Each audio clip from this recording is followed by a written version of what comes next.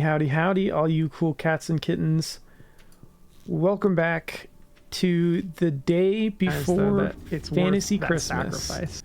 And you're going to hear me talking over myself briefly as I try to change our stream setting back from Portal, which is what we did last week. So, my apologies for that. Jared, I had a blast playing Portal with you. Did you have a blast playing Portal with me? I had an equal blast playing Portal with you. Probably. I don't think I could really quantify that, but yeah, hard to determine equality in that case. Chat, did you have a blast playing Portal with us?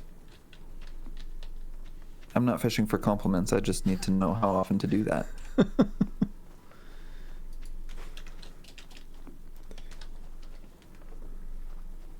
Well, feel free to chime in.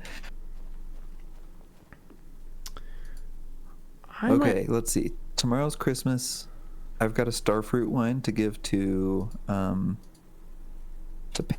my Secret Santa recipient, and you have a iridium quality wool to give to Emily, your Secret Santa recipient. that is right. We're giving out gifts. We are hoping to win over the entire town for the sake of our own completionist desires. To prove that tools are worthless. Sorry, Clint.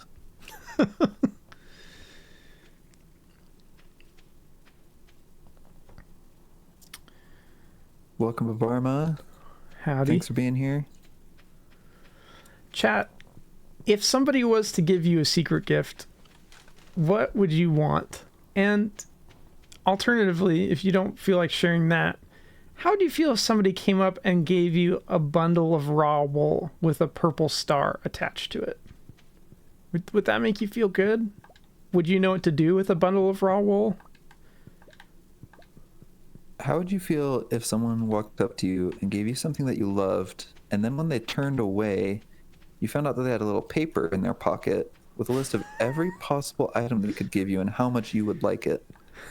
Would that ruin the effect? Would you feel... Babarma says it's a secret. We're not allowed to know how Babarma feels about raw wool. That's fair. Gamble says Sprinter Adventure Van. That is a tough one to fit in your backpack, but maybe if we started working out here on Anti-Tools Farm, we could maybe get that cool at some point.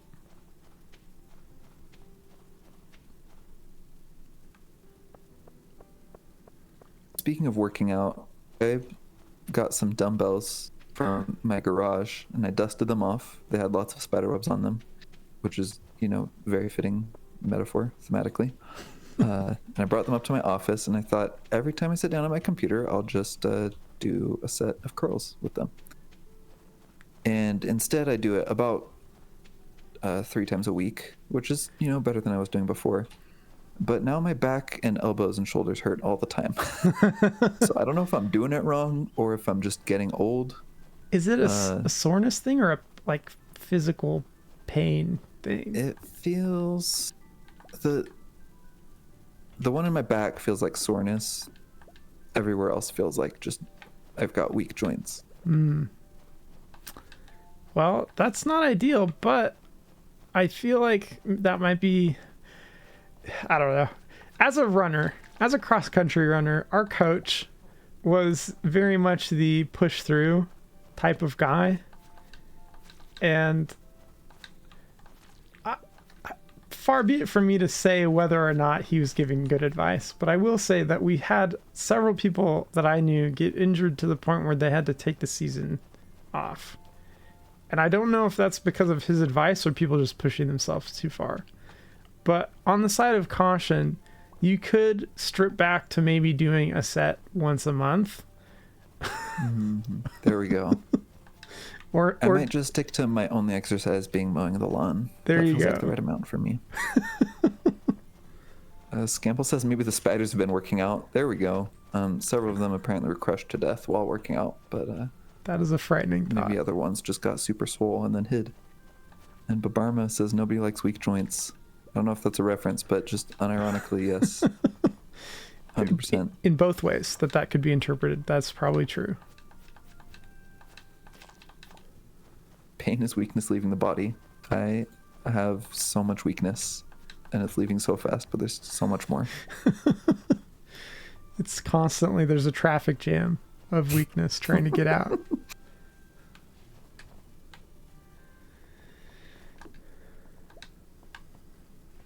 Right, Jared, you and I both saw movies in the last week. You hated yours, and I Yes. adored mine. So, Let's hear yours first. okay, I recently watched the 2012 blockbuster film Battleship, which was made by some game companies based on the board game Battleship, which, if you've ever played, doesn't merit a movie adaptation. There's no plot, there's no complexity. It's a game of guessing and a little bit of psychology, maybe. But they managed to make a 2-hour and 15-minute film. If you've ever seen a Transformers movie, it's pretty similar to that in terms of like flashy CGI, but very little substance in the writing. And usually when a film like that gets made, you know what happens? They cut down on the dialogue. This film did not. They were not shy about a lot of dialogue, which at many points felt unnecessary and frankly kind of strange. I just don't know how to describe it in a way that will communicate enough how weird it was as a film. But it centers around the Navy, and the plot is that aliens, we found a star system that had an Earth-like planet. We built a super big satellite to send a strong signal out there and communicate with them. And a bunch of alien ships came and in response, instead of like trying to communicate with us, they crashed into the ocean and then started fighting the Navy. But the funny thing about them fighting the Navy is that they never shot first. The aliens never shot first in any situation. In fact, they actively tried to not kill people, and the movie takes a lot of time to show this, but they never explain why. The aliens wear these helmets with like a built-in HUD system, heads-up display, that shows the world around them in green and red. And green is things they won't destroy, and red is things they should destroy. And never in the film is a human highlighted red. They're always green. But guns are highlighted red, cars are highlighted red, planes, helicopters, and weirdly the interstate for some reason. Okay. And so these aliens, infrastructure terrorists. Yeah, they just target the infrastructure, which is, you know, okay, that's kind of cool, but they still end up killing a lot of people anyways, because they're not trying to kill humans, but they're willing to use excessive force to destroy their machines. I mean, yeah, if at first you're making them sound like pacifists, but if I'm driving a car and an alien is dead set on destroying my car, I feel like I'm not gonna fare well in that situation. No, especially if they shoot a burrowing bomb into your car to disable your car. Oh yeah, that's just gonna go right where I am. And boy did it. It really did. Okay. So the alien, it's never explained why they don't kill people or what their goal is. They never try to communicate with us in the film. And then partway through, it changes from like, oh, it's aliens to, oh, now it's a propaganda film for the Navy. Everything about the Navy is so cool. We're the coolest in the world. Also, Rihanna is in this film, by the way. Has like 3 lines of dialogue and her own weird military bowler hat for some reason. Was Rihanna in Ocean's 8? I have not seen Ocean's 8. Okay. So maybe. That had a pop star taking a foray into acting. I can't remember if it was her or someone else. Ocean's 8 was made a couple years ago, right? Like 4 years ago now? Recent. Anyway, sorry. Not important. Yeah, it was kind of jarring to have Rihanna's just kicking around in the Navy. I don't know. It felt jarring to me. But I think Rihanna did a decent job relative to the other actors. Was she wearing like the white and blue shirt with the blue scarf? Yeah, the classic Navy. Yeah, that's what they all wear, right? Yeah, they do that. They do that. What else about the movie didn't I like? Okay, I didn't hate this. It made me laugh, but it was very hard to watch. At the beginning of the film, it's the events taking place happen around Hawaii. And at the beginning of the film, they're doing a ceremony on the USS Missouri, which was one of the ships at Pearl Harbor. Fingers crossed, I haven't done my history research on this, but that's how they portray it in the movie. And they award some veterans who were there, and it's this big ceremony. And then 3/4 of the way through the movie, most of the modern naval ships have been destroyed. So this crew of like 7 surviving people decides that they're going to go to the USS Missouri, which is a World War II battleship and super old. And they're going to start it up and use it to fight the aliens. Now, I don't know whether it actually could fight the aliens, but this is a ship that is literally permanently tethered to the dock that it's sitting at, right? And they think that they're going to be able to fight with it. I'm pretty sure they don't keep ammo on like ships that you're going to tour publicly and use as a museum piece. That seems kind of foolish to me. Mm-hmm. But so they show up to the ship and they get on board, and then partway through them climbing on board, one of the veterans from the award ceremony walks up and they're like, "What do you need, son?" And so they're like, "Oh, I'm hoping you guys can come help us fight." And then it zooms out and like all of these grandpas are standing in the most strange places just looking down at the guy. And they didn't call ahead. So after the awards ceremony a couple days ago, did the grandpas just like stay on the ship? They live there. They've just been standing there waiting for this moment to arrive. I don't know, but more and more grandpas, as the camera zooms out, more and more grandpas appear staring silently down at the man. Oh, and the rest of the film is kind of a montage of how cool the grandpas are. But anyways, very strange film. Would not recommend. It got a 33% on Rotten Tomatoes, which is almost the lowest of a film that I've watched and then looked at the rating afterward. Mm-hmm.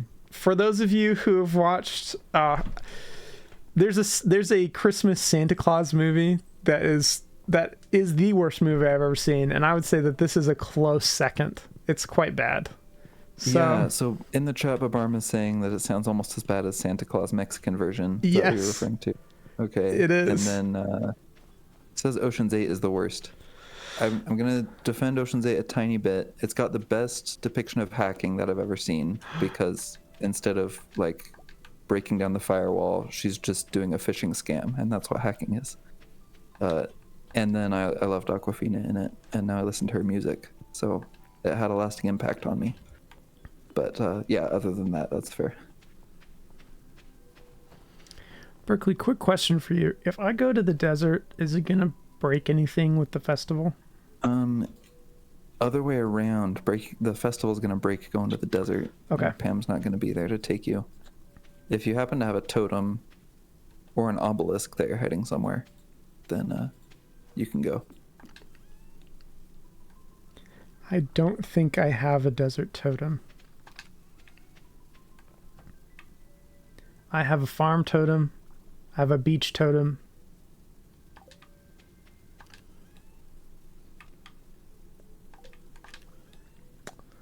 Yep. That's it. Oh, but I do have a sailor hat. Hang on. Oh. Hang on. Christmas sailor hat? Bring out the grandpas. Hey, Merry Christmas, Jared. Oh, thanks. Merry Fantasy Christmas. I can never remember what it's called. The Festival of a Stars and the Not in the Sky.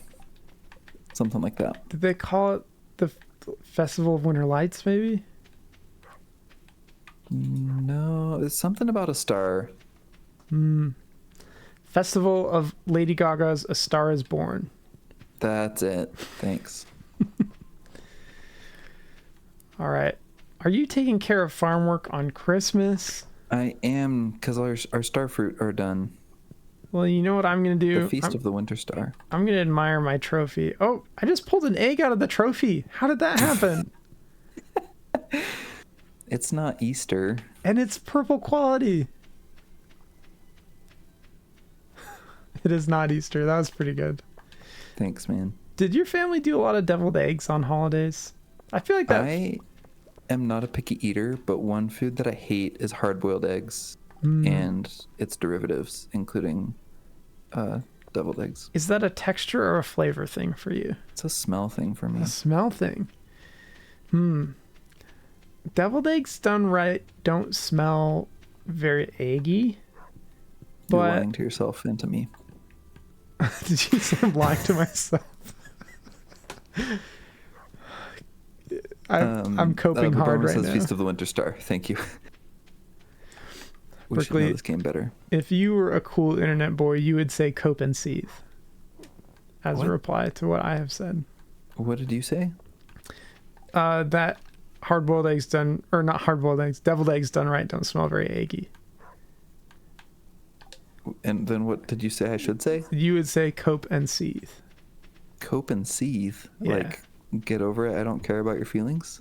No, like I'm trying to cope and I'm seething. Like you're telling me that Oh. my response is just like a moral failure. Are you trying to grab the egg out of the bin that I just put in the bin? No, I'm putting starfruit in the bin. Okay. And this sailor hat is quite jaunty. I feel almost like I could take on an entire wave of peaceful aliens With the help of your 100 favorite grandpas. with the help of my 100 favorite grandpas. That was a reference that no one in the world except for me would get, because when I was in 10th grade, sophomore year of high school, we had a textbook that was like the most partisan textbook I could imagine. And at one point, the author said, he told the story of the time that he took his 300 favorite students to go hear Barack Obama speak. Wow. Which, first of all, 300 favorite students? That's so many students. That is a lot of students. And second, maybe in a textbook. Just try not to laud a president. That I've got hard. nothing against Barack, but if I were writing a textbook, I'd keep that to myself. The bias is showing a little bit. Is Yeah. the problem? Oh, Haley was my secret Santa and gave me a blackberry cobbler. Wow. Thanks, Haley. Does it count as it being cooked? I'm not By sure. us? Probably not. Probably not. Okay. Probably gonna ship it anyway. Does anybody remember who my secret Santa was? Because I don't remember. Oh, it's Emily, and it's thank goodness it brought up the prompt when I went to talk to her. Oh yeah. This is how I treat my family too. You show Who up are on you? Christmas morning. Does anyone remember who I had? Who am I supposed to give this gift to? And then they have to provide the prompt, and I select yes or no. And yeah. Your secret gift is this wool with a pulsating purple star attached. Oh. Yuck. Wait, hang on. Meant to be a static purple star. I gotta read this line in my most dramatic voice. Oh, so it's you. Ah, a wool. Thanks. What just happened? Oh, I completed it. Wait, no, it's a cutscene. Hang on. Willie's giving me a gift. It better Yeah, not be the after blob. It better not be a little chunked off piece of the blob. Hey, Jared, I'm your secret gift giver this year. Here, open it. Does it make you uncomfortable to open gifts right when somebody gives them to you? Especially if you're not at like an event where opening gifts is something everyone will be doing. I think I'm pretty used to it now. I remember that bugging me in the past, but now it's like when I get a gift, I've just trained myself that the natural response is, oh, can I open it now? Do you have people just giving you gifts all the time? No, it's pretty rare. But enough that you have acclimatized. Oh yeah, I've got scripts for everything, man. I'm so bad at talking to people. I just You've prepared. yeah. I think I've talked to everyone. Okay. So when you're done talking to everyone, go We can ahead and get I don't outta know how here. we end this. All right, so I've talked at length about the movie that I watched. What did you watch, Berkeley? Oh man, I watched the best movie, Spider-Man Across the Spider-Verse. It's the sequel to Into the Spider-Verse, which came out like 5 years ago. So this one was a long time coming, and it was worth the wait. The animation, the music, the story, the characters, all of it, just top notch. I've talked on the stream before about how I'm a little marveled out. I don't really get into superhero things often, but this one just feels so fresh and different that I cannot recommend it enough. You've seen the original. You can attest to the animation style. Oh yeah. Yeah, it felt very high quality and I mean, obviously it's based on a cartoon, but it didn't feel cartoonish. It also didn't feel like they were shooting to be hyper realistic either. It was very artful. Ooh, Susie Moo +1 on the Spider-Man. She also thought it was good. Yeah, what I love about the art style is it's just so innovative and different from things I've seen in a film. The animators have talked about how they're really trying to copy the style of a comic book. So there'll be scenes where like it'll show the whole room, and then it'll have like gray lines across the screen, and it'll split into multiple panels almost, and you're like zooming in on the antagonist's face and the protagonist's face and like watching everyone's reactions. The first movie did this quite a bit. I can't remember it as much in the second movie, but where there would be like little speech bubbles with onomatopoeia, or other things going on, or like a little meanwhile square in the corner of the screen, stuff like that. They did cool things like they would, when they wanted a character to look awkward or untrained, as the protagonist was at the beginning of the first movie, they would animate him at a different frame rate than everyone else. And they did that some more with some other characters in the second one, which was really, really cool. As you can maybe guess from the title, there's some multiverse setting going on, and like each different universe that they visit and the characters from each universe have very different art styles that just work so well on their own, and then when you combine them, it's very cool. The first movie didn't have this, but the second movie had some live action bits as well. Like there was never a frame that was fully live action, but they would have a live action character in a mostly animated frame. Was it all Tobey Maguire's? No spoilers. Okay. I saw some people say that they didn't love that. I thought it worked pretty well, and they kept it pretty understated, in my opinion. Like the focus was never on that. It was like kind of a thing happening in the background usually. The villain was fantastic. He's from the comics. He's called The Spot. At first, he just seemed super goofy, and then by the end of the movie, I was terrified. So they pulled it off really, really well. Very interesting. Yeah. The jury's still out on the soundtrack. It was definitely good. The first soundtrack is one of like the top 5 albums I've listened to in the last 5 years, because it was just so good. I would listen to it on repeat while I was doing dishes and driving and doing things like that. Second album, I obviously don't have the same nostalgia and deep love for it because it's brand new, but I'll see. Maybe after listening to it a few times, I'll feel the same way as I did about the first one. Does it have the same feel soundtrack wise? Yeah. So on both of them, they brought on a lot of different artists, so the feel changes. Like when you hear Lord of the Rings or a song from Lord of the Rings, you can tell it's from Lord of the Rings. I would say that it's not that way with this one. But yeah, like so as like the album doesn't have a cohesive feel, I would say, as like not a super cohesive feel. And so because of that, it's hard to say that the second one is like the first one, because I don't think that parts of the first one are like other parts of the first one. Mm-hmm. If that makes sense.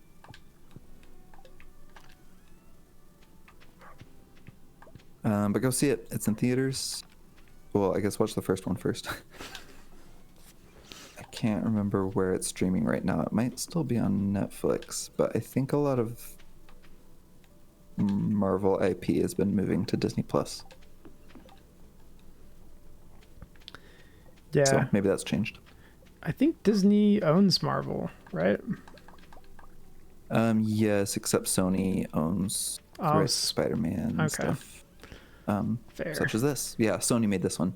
If you've seen the other Sony animated movies like Mitchell vs. the Machines, this one is similar to me, where it's like a cool story that feels good. It's not like avant-garde, but it is innovative and feels different from other things that I've watched, which I appreciate. Berkeley, what does avant-garde mean? I have heard the phrase so many times in my life, but I've never actually thought about what it is supposed to describe. I don't know if this is correct, but I believe it's like art that is so innovative that it's now not accessible to a layperson anymore. It's like art that's meant to push the boundaries of art rather than art that's meant to be enjoyable. Okay. Interesting. Well, if anyone wants to actually me, please do. It's a solid recommendation. I'm definitely gonna have to watch it, although I might wait until I'm able to watch it with you, because you're the person who showed me the first one. Yeah, I would love that. So, I'd love to show it to you, unless you decide you can't wait that long. I gotta be honest, I very rarely sit down to watch full movies. It's just hard for me to sit still and focus on one thing that if I'm not engaged. So it either has to be a really good movie, or it has to be something that I can like banter with. Does that make sense? Oh yeah. So like, I try to save the really good ones for like quality experience time. I don't know. Nice. Maybe that's weird. I'm gonna take that as a compliment, even if you didn't mean it as one. Yeah, that's so interesting. I will often spend 2 or 3 hours playing video games after I put my daughter to bed, and I very rarely watch movies because they feel too long. Yeah, especially the Batman. That movie was like 3 hours, and it should have been an hour and a half. That's too many hours, man. Susie says that she also doesn't watch movies very often, but the Spider-Man one was really captivating to her. Yeah, same. Last year I posted on my Instagram just like an end of year media review of all the books and movies and TV shows and video games that I enjoyed. And I had a hard time coming up with 3 movies that I had seen. Eventually I realized I had seen 4 movies last year, but I put 3 of them on my list. This year I might just skip the movies page, because I think so far I've seen the Dungeons and Dragons movie and Into the Spider-Verse. I don't know if I've seen any others. Oh, I watched the Weird Al biopic. That was underrated in my opinion. Me too. I cannot get my wife to watch it, but my sister persuaded me, and I'm so glad she did. Yeah. It was very, very good. I enjoyed it. My poor parents watched it and somehow didn't realize until like 2/3 of the way through that it was all satire. Which, when they first told me that, I hadn't seen it yet, and I was like, oh, it's probably pretty subtle. Like, oh my goodness. You know, it's not subtle. It is not. When his dad beats the door-to-door accordion salesman to death. You know? Like, surely that didn't happen in real life. Yeah. Yeah, not to mention when he gets caught at a polka party. The furious cartel henchman as well. Mm-hmm. There's a lot going on in that film, and highly entertaining. Also, I just have to say that it is so like Weird Al to create a biopic that somehow reveals nothing about him and yet is so entertaining. And on some level plausible to maybe what his life could have been like. That, I kind of wish it was, not that I would wish the entire plot line of that film on him, but like it does such a good job of paralleling a hyperbolic reality that I just can't ask for any more from that film. Like, it's better than it would have been if it was accurate, honestly. Oh, for sure. 100%. Yeah. Because no one's life could be that dramatic or silly. Hopefully. Yeah. The thing that stood out to me is how in that movie he hit all the emotional beats of a biopic so well that you started feeling real emotions about a thing that you knew was absolutely not true. Yeah. Which just made me really think about biopics in general and how much of them are true. And how, like, the bits that pull at your emotional heartstrings and the bits that are grounded in reality maybe are completely distinct sets of things. True. Which is maybe the point of satire. Well, I think that's a lot of media is probably that way, right? Depending on what you emphasize, it's so easy to paint a picture that is emotionally engaging and plausible, but not truthful. Does that make sense? Mm-hmm. Yeah, for sure. So, and doing it skillfully is challenging, but yeah, very interesting. I didn't think about how, if I had compared that to the Freddie Mercury biopic that I had seen a couple years before, they do have kind of a similar arc, which is surprising. I didn't think about that. I wonder if that was intentional. Yep. I mean, it must have been, because it's a fabricated story. Oh, speaking of satire based on reality, that was redundant, but have you seen the Netflix show or heard of this called Documentary Now? I haven't. Oh man, you would love this. Okay, so it's Fred Armisen and Bill Hader, two of the greats. Every episode is parodying a specific actual famous documentary. And they always play the two main characters, no matter what the gender, age, or race of those characters are. And they're both just so skilled and versatile actors that it just always works. Oh, yes. Gamble says yes. She has seen it. I'm so glad. I would say, I've probably said this before, but I'm going to say it again. Bill Hader is so slept on, I think. A lot of people look a lot at Andy Samberg for what he's done, but I think Bill Hader is on par, if not better, than Andy Samberg in terms of just humor and also acting skill. He's genuinely a good actor, as well as being hilarious. And I don't feel like enough respect gets put on his name. So, Bill Hader, if you're watching this, I'm a big fan. So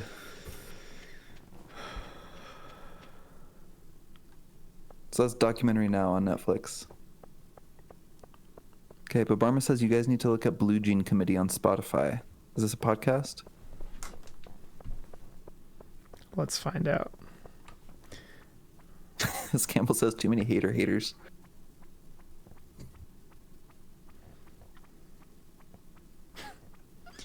Blue Jean Committee.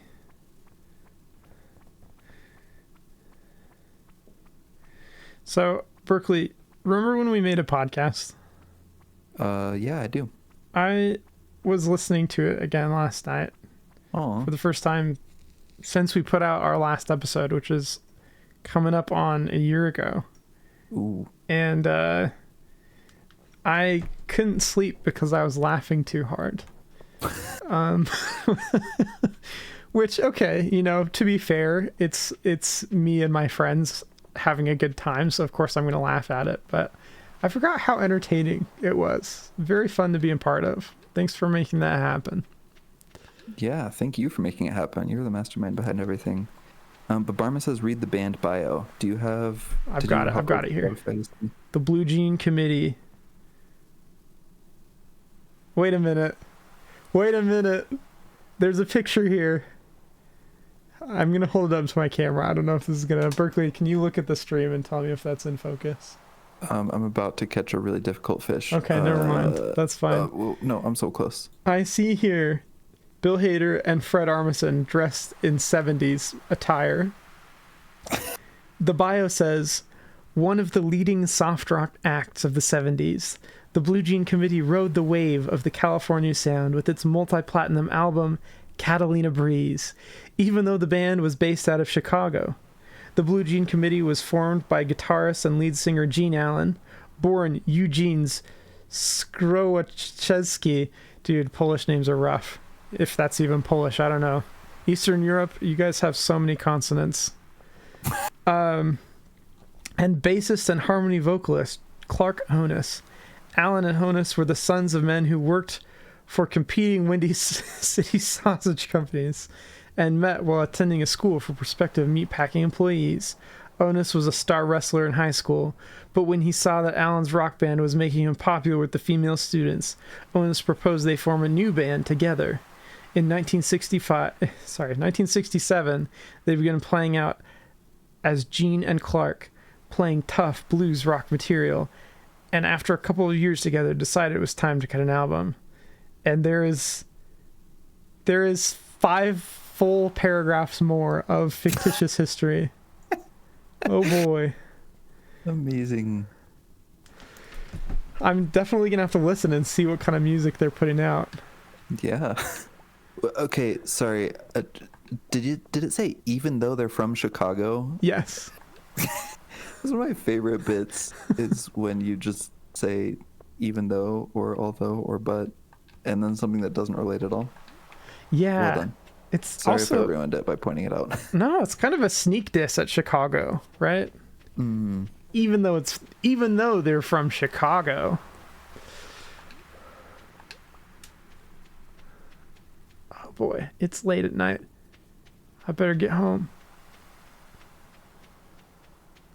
If only I had a farm totem. Thanks for sharing that, Babarma. That was delightful. If I'm guessing that's from documentary now. It certainly sounds like it could have been. I didn't get to that episode, so I didn't realize. But that is encouraging me to watch more. Although I guess Bill Hader and Fred Armisen have done so many things that could be from any of their eras. Oh shoot! I just said eras. It's happening. Do you know how every bit of slang, like you start by using it ironically and then eventually accidentally use it unironically and then habitually use it unironically? Yeah. Slippery slope. It is. But at the same time, is that not the evolution of culture? No, I think things should say siloed. Okay. Well, don't use something unless you came up with it or maybe one of your direct friends. Show up to work without any clothes on. Can't do any math. Can't type. Can't speak. Sorry, I didn't invent pants. I'm not a thief. Jared, could you show us how to calculate the positive and negative sequences of the symmetrical component for this three-phase power system? I would, but I can't because I didn't come up with it. Jared, we made 29,000 gold yesterday. That is many. That is a lot. If you were making $30,000 a day, would you still work at the job you have? I would go part-time. You'd go part-time. Would they let you? Yeah. They'd just take away my health insurance, but you know, I wouldn't need it. That's true. $30,000 a day. That is a good point. That is I can afford my own healthcare money. Mm-hmm. Linus says, "Hello, friend. The mountain lake has been kind to me lately. I'd like to share my good fortune with you." And he has sent to me a catfish. Nice. Which, fun fact, is a fish that people catch with their bare hands. And I was going to make a joke about Linus catching a fish with his bare hands because I've never seen him with a fishing pole. And the lore seems to support it, to be honest. He picked the one. He knew you were out to get him. You just dodged the bullet. Also, the subtext of being given a catfish when we think Linus might be a secret CEO pretending to be, well, he's not pretending to be homeless. He is legitimately homeless, but pretending to be into the bit. Nobody. You know, it seems like this might also be confirming that Linus isn't who he says he is. Because he caught a catfish? Because he sent me a catfish. Oh. The symbolism of the catfish. Because of what catfishing means. Yes. Nice. Thanks. I like it. 30 years from now, when college students are studying our stream like they study The Godfather.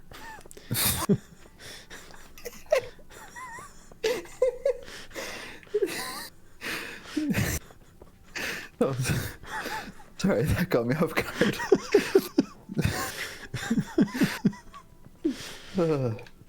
Hooey. I'm sorry, I try not to laugh that loud because I assume it's unpleasant for everyone else. Oh, no. Fun fact, Berkeley. I put a compressor on your signal chain so it quiets down. Oh, So, nice. Yeah, we're good.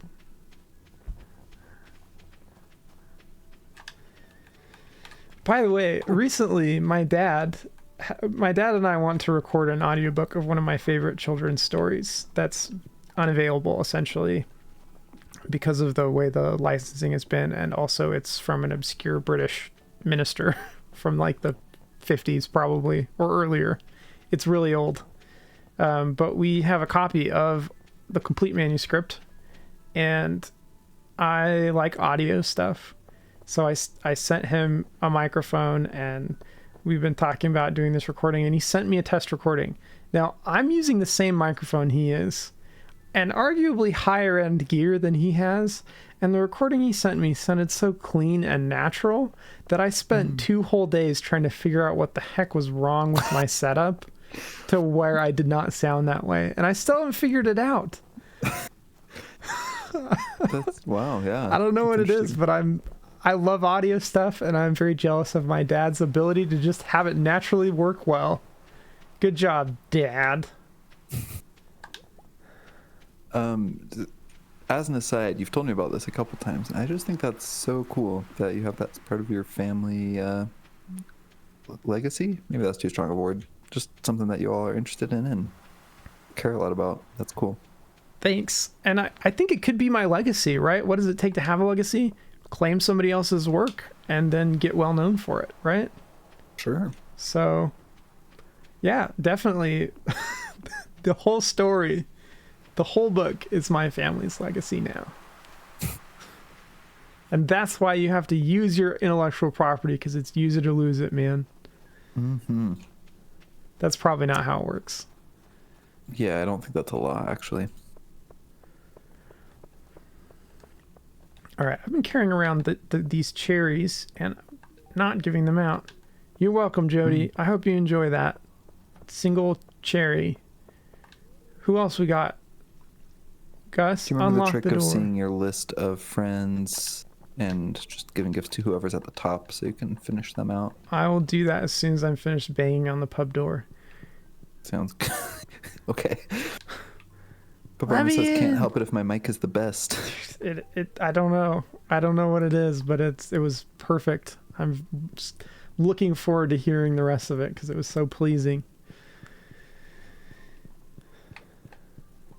Berkeley, there's a huge log cabin restaurant on the way to the Oregon coast called Camp 18. Have you ever eaten there? I thought you were going to talk about something in the game. I was like, I am. How is there a whole log cabin that I missed? On the way to the Oregon coast, I think so. I once went to a really good burger place, and the waitress told us all about its history as a haunted brothel. Wow. One of two that times is very that Oregon. I have spent time in a haunted brothel that is no longer a brothel, but is still haunted. Allegedly. Anyway, what were you going to say about it? Well, the place I'm thinking about used to be a logging camp. So brothel and logging camp aren't mutually exclusive, but they have all these huge, like, wood carvings, and this bear here is really bringing me back to that memory. I don't know if Camp 18 is still around. I haven't been there in probably coming on 10 years now, but the food is great. Beer batter fries, highly recommend.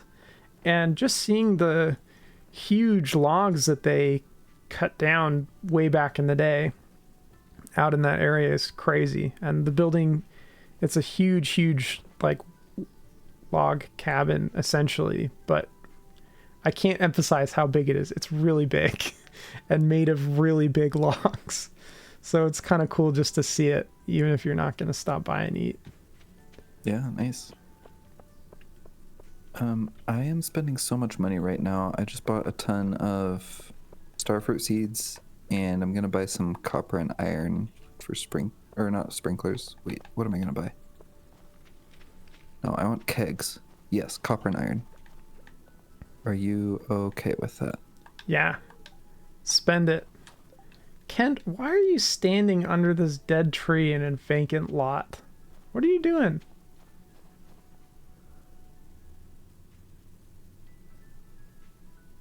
Nothing? I thought you were maybe having a smoke break, but you're not even doing that. All right. Do you remember what time Robin closes the carpentry shop? I want to say it's 4, which is not a good sign. That is very soon. Ah, now it's in the past.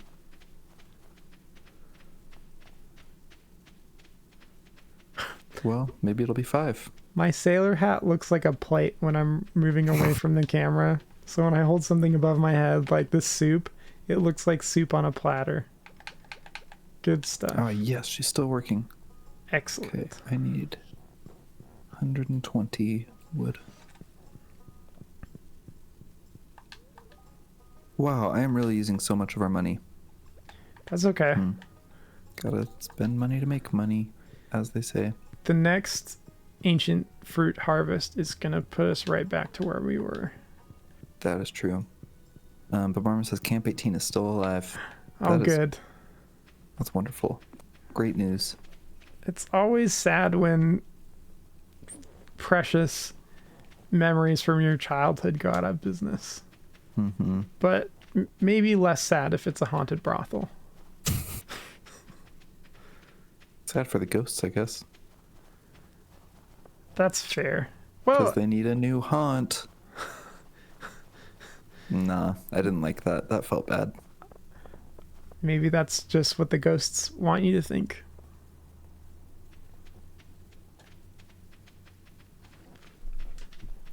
Berkeley, we only have a few minutes left, but I just want to talk about a ridiculous programming experience I had this week. Have you Okay. ever used regular expressions? I sure have. How would you rate them in terms of intelligibility? Is that even a word? Oh yeah, for sure, that's a word. I would rate them low, about as low as you can go on intelligibility. That's for the rest of you non-programming folks. Most programming languages are laid out in a logical series of arguments and expressions that are human readable on some level. There are some that aren't, like assembly language, but regular expressions are used for a specific type of programming. At least the way that I've used them is for parsing text. So what that means is it's a type of language that you're going to use to look at a big wall of text and then selectively take out bits of that text based on context clues that you program the software to look for. And in C, you could do that by writing out what bits you want the program to look for, and then, you know, in actual letters like you would expect to read, and then using a series of logical statements that you could evaluate as a person, like an if-then statement, to execute the behavior you're looking for. In regular expressions, you use weird symbols and punctuation, and it is so inscrutable and arbitrary as a beginner that when I was given an assignment by my boss to create regular expressions, he said, oh yeah, there's some examples already in the program, so you should be able to just look at those and it should get you on your way. And I looked at them and it pretty much looked like scrambled nonsense characters. And then I did what all good software developers do and Googled the exact behavior I wanted and found somebody else who knew how to write the code and took that, and it worked. But the I guess the moral of the story is regular expressions are not that accessible, and I don't like them because I find them frightening and confusing. That is all super fair. I think one of the biggest things I've learned since college about programming is that if you're writing code for a company that other people are going to have to interact with, then every line of code gets written once, edited a few times, and read dozens of times. And so it's more important to have code that's easy to read than code that's easy to write. And regular expressions break that rule very, very badly. They do. But I think the reason they're used, and you've used them way more than I have, is that they can do some things. They don't require a lot of specificity to be able to function, meaning that you can program them to behave in a lot of different scenarios and give you the right result without having to write a lot of code. Can I pause you and just talk about what they are? Yeah. Like more about what they do? Yeah. For people who aren't programmers, which is most people. So it's like a control find tool, like if you hit control F and search something on a browser, but instead of typing the exact text that you're looking for, you can define patterns that you want to look for. So like, I want something that starts with an A and ends with a digit, or I want something that is 3 digits and then a hyphen and then any number of letters, or I want any pattern that repeats exactly 3 times. I don't care what the pattern is. So it's very, very flexible, but it's only for that one thing of like matching patterns in your text. And you can like replace with it as well. But just super sophisticated control F tool. Yeah. And that's tough to program using a more explicit human readable language. Because I think a lot of the complex behaviors are kind of working under the hood. And so maybe that's why it's tough. Wow, I'm learning things. Right now. Wow. Wow. Yeah, it's interesting that like you referred to it as a programming language, but from like a theoretical mathematical standpoint, it is weaker than a programming language. Like it cannot solve the same types of problems. True. But the interesting thing about that is that it's so much better at solving the problems it does solve than a traditional programming language is. Yeah, it's a very specialized tool. This conversation would be kind of like me complaining that like a dentist pick doesn't work well to chop wood. Yeah. You know, like well, it would be more like if you found something that an axe can do that a chainsaw can also technically do, but not nearly as well. Like by and large, the chainsaw supersedes the axe. It does all the same things better and faster, except for this one specific thing. Yeah. Anyways, that's my technological complaint of the week. Berkeley, it's just about that time. Any last thoughts for the people? I'm doing all these chores for no reason. Okay. Last thoughts for the people. No. Thank you for being here. We're so happy to have you here. It's fun having you in the chat. Fun having you watching. I hope you're playing fun games on your Switch while you watch. And sorry, I shouldn't make that joke because I really do hope you are. Yeah, it's great to have you here. Follow us on Instagram and YouTube and Twitch. All those links are in our link tree in the description of this video if you're on YouTube, or in our About section if you're on Twitch. That's right. And we'll catch you again next week. And by the way, we've been playing different games. Some of you know that, some of you might not. If you can think of a game you want to see us play, send it our way and we will evaluate it. And who knows, we might just play it Mm-hmm. then we might make fun of your favorite game to your face. Yeah, that might happen. Could happen. I mean, we make fun of our favorite games all the time. So seems only fair. All right. Catch you next week. Bye. Bye.